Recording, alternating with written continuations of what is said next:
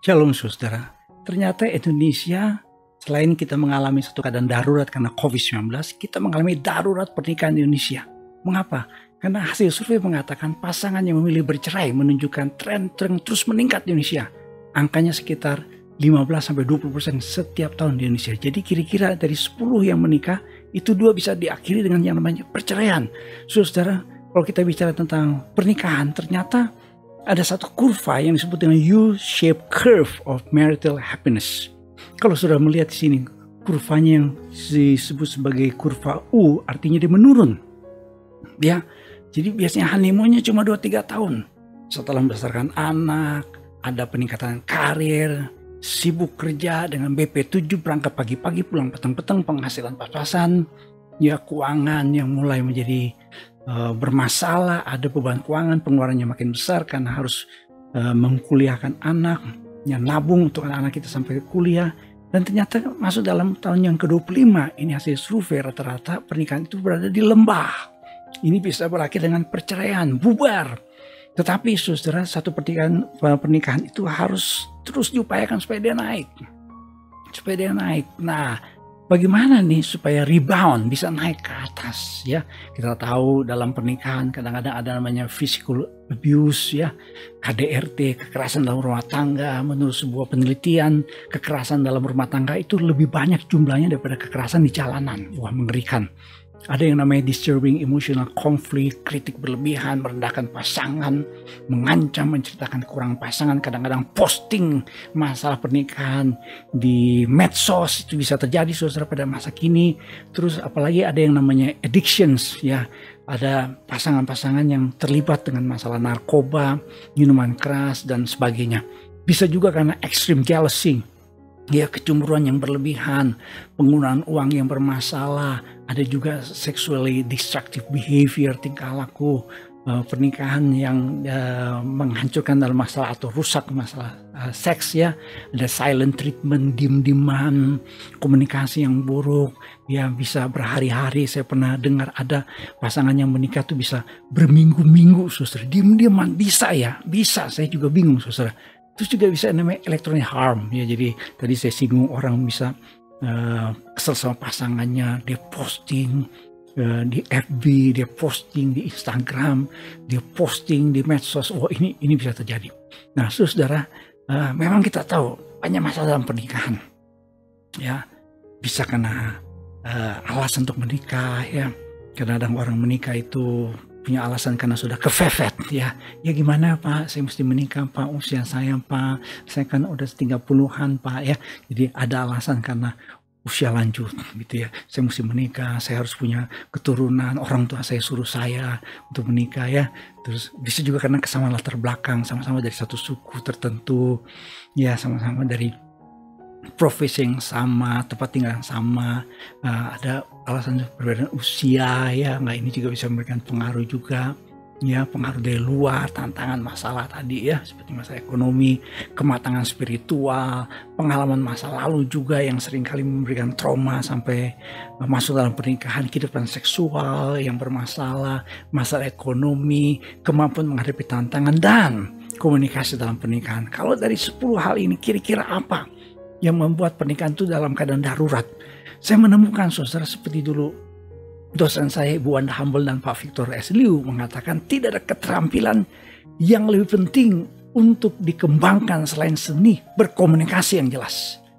Jadi saya ingat dulu dosen kami ya, waktu kami kuliah dulu di SD Jogja, dosen kami Ibu Wanda Humble berkata pernikahan itu cuma 3 kata. Komunikasi, komunikasi, komunikasi. Nah, apa itu dasarnya komunikasi? Ini bisa dibicarakan panjang lebar, tapi saya ingat perkataan dari Stephen R. Covey. Prinsip komunikasi antar pribadi, berusaha mengerti terlebih dahulu baru dimengerti. Saya ulang lagi, berusaha mengerti terlebih dahulu baru dimengerti. Ada banyak orang berkata kepada saya, Pak, istri saya nggak mengerti saya. Ya, suami saya tidak memahami persoalan saya. Jadi kita berusaha supaya orang mengerti kita dulu, ya baru kita mau mengerti. Syukur-syukur kita mau mengerti orang lain. Ya, nah dalam prinsip dasar berkomunikasi adalah kita berusaha mengerti terlebih dahulu suami kita, istri kita, kayak bagaimana dia, baru kita nanti dimengerti. Di dalam Alkitab kalau kita baca dalam Efesus 5, 24-25, firman Tuhan berkata, karena itu sebagaimana jemaat tunduk pada Kristus, demikian jugalah istri kepada suami dalam segala hal. Hai suami, kasihlah istrimu sebagaimana Kristus telah mengasihi jemaat dan telah menyerahkan dirinya baginya. Nah, kata kasih di sini yang dipakai adalah kata agape. Kita pasti tahu perbedaan agape kontrasnya dengan eros. Kalau eros itu dalam berkomunikasi, aku yang lebih penting, aku yang lebih dominan, aku yang harus perhatian, aku yang lebih diuntungkan. Dengan agape kita belajar kasih Kristus berkorban untuk menyelamatkan kita. Dan kasih agape itu harus ada dalam pernikahan. Ya, saya teringat ada buku yang tulis oleh Gary Chapman. Gary Chapman ini sebenarnya seorang hamba Tuhan. Dia menjadi seorang penulis bestseller. Ya, buku-bukunya dibaca oleh jutaan orang di dunia. Sudah diterjemahkan ke banyak bahasa di dunia. Nah, Gary Chapman ini dia dalam pelayanan menemukan kenapa ya ada jemaat yang sudah diberkati, yang sebenarnya kalau dilihat dari pasangan ini sebenarnya pasangan yang ideal.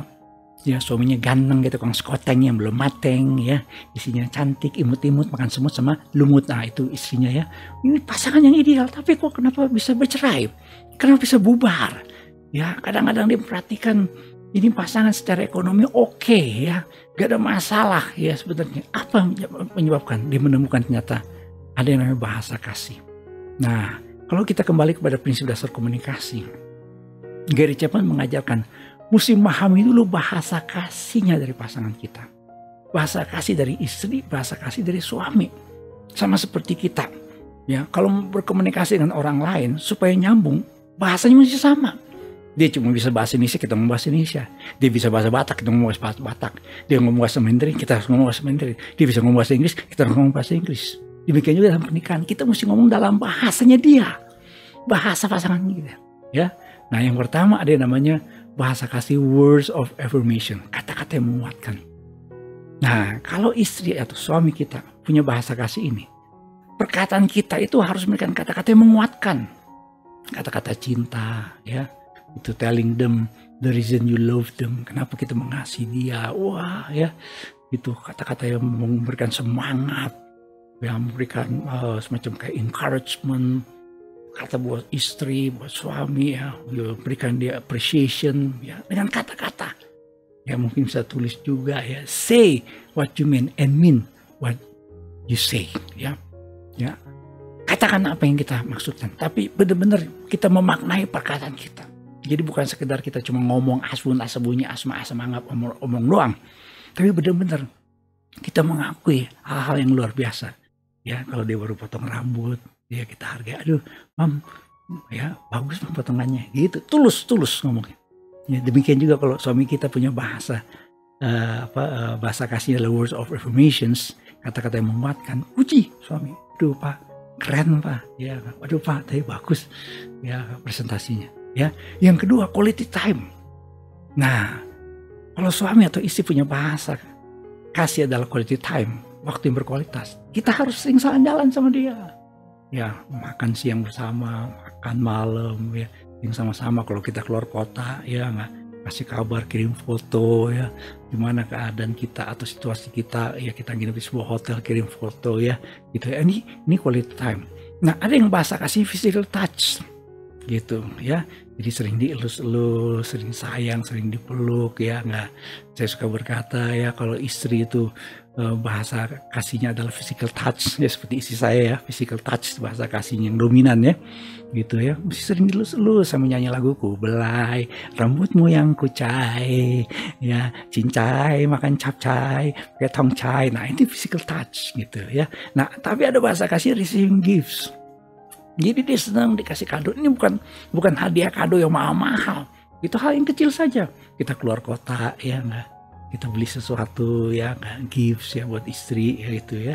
Untuk istri tahu suaminya ini bahasa kasih receiving gifts gitu ya nggak. Beli sesuatu gitu ya gak? Yang kadang-kadang kejutan-kejutan. Apalagi kalau ulang tahun harus kasih hadiah. Ini bahasa Jermannya kudu harus gitu ya.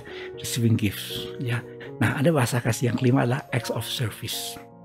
Jadi senang kalau istri bahasa kasihnya adalah acts of service. Itu senang kalau suami ikut bantu, ya ikut nyuci, ikut ngepel, apalagi kalau misalnya nggak ada pembantu. Aduh senang banget. Demikian juga kalau suami bahasa kasihnya adalah acts of service ya, gitu. Istri ikut bantu kalau suami lagi cuci mobil, ikut aja gitu ya. Nah ini akan membuat sebuah pernikahan ya komunikasinya akan lebih baik, ya akan lebih bagus, akan lebih indah, saling memahami. Kalau bahasa kasihnya udah nyambung, masalah apapun yang dihadapi bisa terselesaikan. Nah ini hasil sebuah survei, saudara. Ya, dan kalau kita praktekin betul-betul, saudara, banyak penolong sekali. Ya, saya pun juga sudah mempraktekannya.